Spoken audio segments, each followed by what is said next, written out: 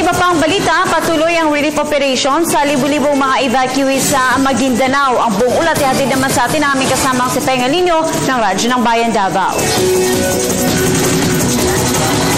Tuloy pa rin sa pangangalaga mga tauhan ng Autonomous Region and Muslim Mindanao o ARM Governor Mujib Hataman sa mga bakwit matapos na maipit sa bakbakan. Ang may 45,000 individual na ngayon ay nasa evacuation centers sa 8 mga barangay sa Maguindanao.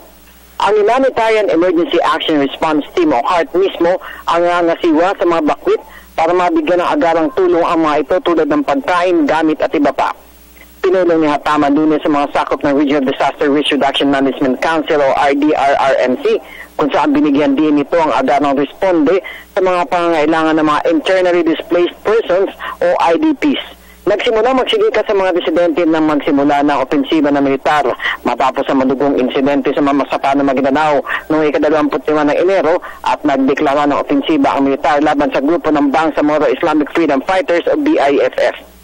Maging ang mga klase ng mga estudyante mula sa bayan ng Sharif Saidona, Mamasapano, Dato Unsay, Sharif Agwak, Dato Salibo, Radya Buayan, Dato Hofer at Dato Saudi ay hindi natigil ng pansamantala dahil sa ginawa na evacuation center ang kanilang mga paaralan.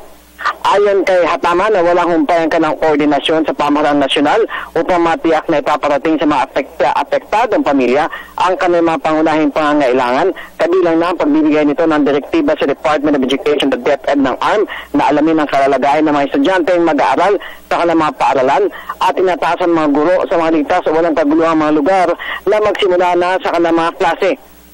Kami rin ay ang tinutukan ng kalusugan kung saan nakaantabay naman ng mga opisyal at tauhang pangkalusugan sa kanilang mga lugar para tumulong sa mga apektadong mga komunidad na walang magawa kundi magkubli sa mga ligtas na lugar malayo sa labanan ng dalawang panig.